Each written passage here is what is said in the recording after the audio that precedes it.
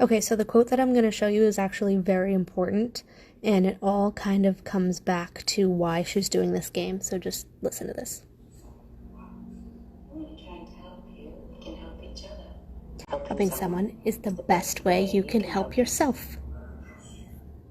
The reason that quote is so important is because this whole Sharonford experience, like Mycroft said, is all about Sherlock. It's all about you, everything here. She wants Sherlock to become the kinder version of himself that he was before she killed Victor, because she realizes that making him colder only distanced him from her. It didn't bring them closer like she thought it would. So she has to undo what she did in their childhood, which is helping him come to terms with his emotions again.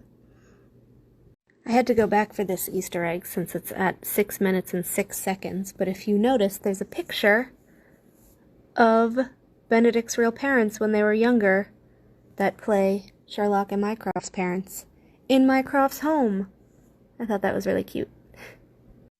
Another Easter egg. The man who sees through everything. Exactly the man who doesn't notice when there's nothing to see through. So that quote is important because Sherlock doesn't know how to see through emotional context. This is why she had Molly's game, because she knows that there's an emotional connection with them, and she used it to her advantage to trick him into thinking that she was actually going to die, because he was focusing on the intelligence part of it, which would be her pattern.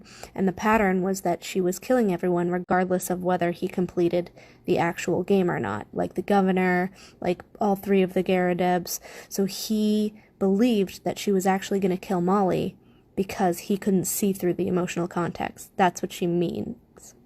That's why she also said emotional context, Sherlock. It destroys you every time.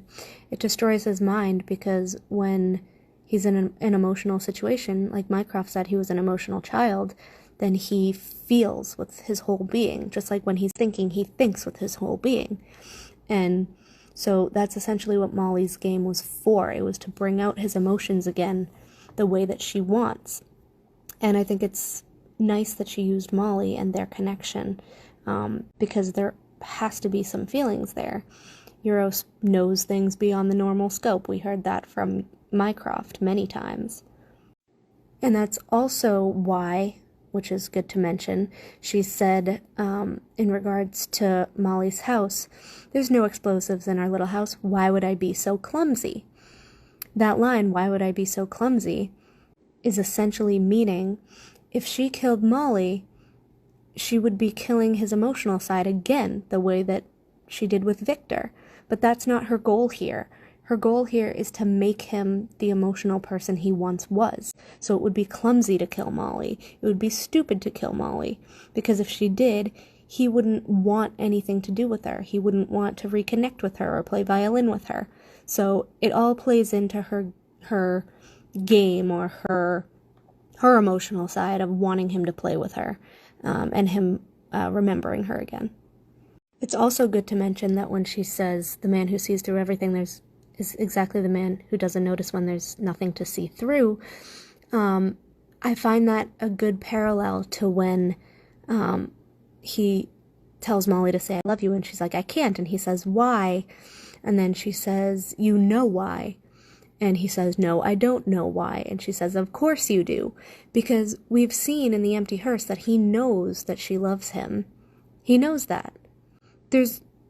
He saw through her earlier. So why can't he see through her now? Because he thinks she's in trouble. But the whole point of that would be that he must actually love her if he can't see through the emotional facade to know that she's not actually in any danger. So I thought that was a nice parallel for that as well, that he couldn't see past his love that she wasn't in danger from Euros, because it would be clumsy of her. Another Easter egg. Sherlock, I want to interact with people that you're close to. Also, You may have to choose which one to keep. You may have to choose which one to keep. Hello, John or Mycroft, the last game, she was warning him But because he's in his zone, his intelligence zone, he wasn't thinking emotionally. Just like when he's in his emotional zone, he isn't thinking intelligently. Or intellectually is a better word, actually. But same thing. Easter egg. Mind the gap. So where else have we heard mind the gap? And why would she use those specific words at the end of this game when she drops the man? Well, if you remember back to the empty hearse, when he brings Molly on a case with him to that station master's house, the doorbell says mind the gap.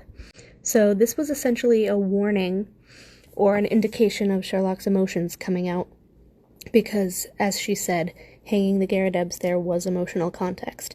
But she used mind the gap as a warning that the next game was going to be, in fact, for Molly, and if he wasn't in his emotional state, he would be able to see that and recognize that. But since he isn't, he can't see through it, just like her earlier quote. Also, the last time we heard mind the gap in the empty hearse, it turned out that Molly was engaged. So it was at a time where he believed he was losing her. To Tom, obviously, as we saw after. But you could see the pure emotions on his face back then. So I believe Euros used that as kind of a code for his emotional side to trigger, and for him to be in the mindset of, like, you're going to lose Molly all over again.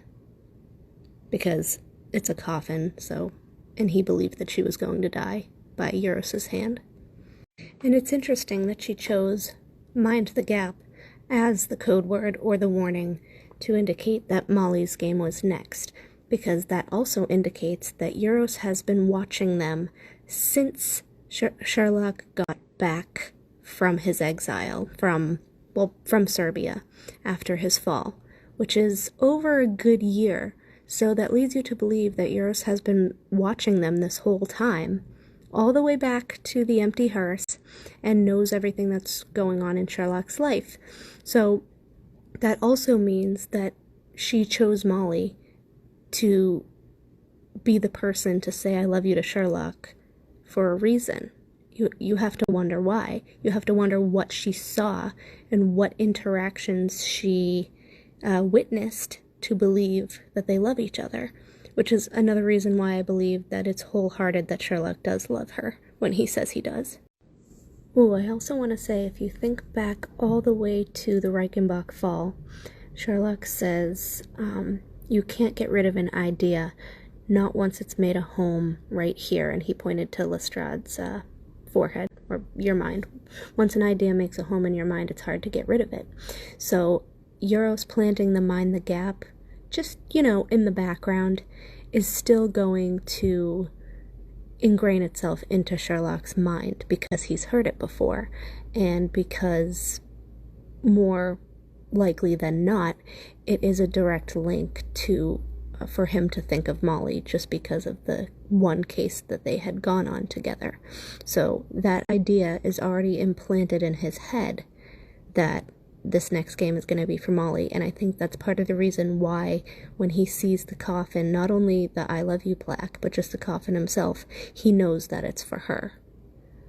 And her planting that idea in his head is also followed up by the fact that the governor said she did it to Dr. Taylor, how she kept suggesting to him that he should kill his family. We don't know how she suggested it. I don't think she would have suggested it directly, because that's not really her style. And he sort of lets us know that because he says that Dr. Taylor had told him that it was like an earworm, that he couldn't get it out of his head. Which earworms, a lot of people directly correlate that to like an idea you get stuck in your head that you can't get rid of. So I really like all these tie-ins to all the different quotes from the different games that they're using to tie into the future of the episode. Another definition or anecdote for an earworm would be like a nagging feeling, or a very extreme feeling of needing to do something or wanting to do something. which would also make sense because Sherlock is essentially feeling emotional here after she implants the idea into his mind with the mind the gap in the background. And she's a genius. She knows how to do these things. She knows how to implant these ideas in his head using, background code words or anything of the sort to have his trigger response be either intellectual or emotional. And I think his response to Molly being emotional was because she implanted that idea in his head during the Garrideb game, which is also why he can't see through the facade that Euros doesn't actually want to kill her. She's just playing with his emotional context. As I said before, the man who sees through everything is exactly the man who doesn't notice when there's nothing to see through. He doesn't see that because she tapped into his emotional side. Because she says, emotional context, it destroys you every time. When he's emotional, he's emotional. When he's intellectual, he's intellectual. And just as a side note,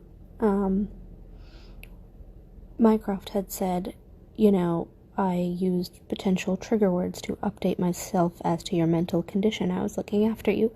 So we know that if Mycroft knows the trick to triggering Sherlock's memories or messing with his mind and how easy he is to manipulate, apparently going by how he just forgot about Euros and didn't remember Victor, then we absolutely know Euros can do it even more easily than Mycroft can, just because she's a era-defining genius beyond Newton.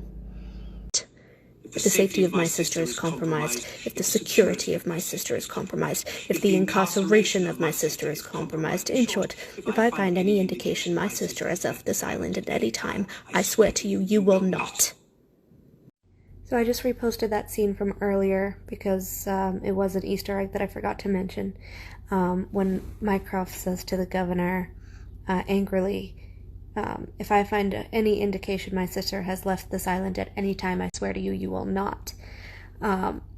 It's an Easter egg because it turns out that he finds out that she has left the island, obviously, because they all find out that she's taken over Sharon, but that she's reprogrammed the governor to do her bidding. And I think that's really funny because the first person to die is the governor. So, in short, Mycroft's words came true. He found out that Euros left the island, and the governor was the first person to die. He did not leave the island.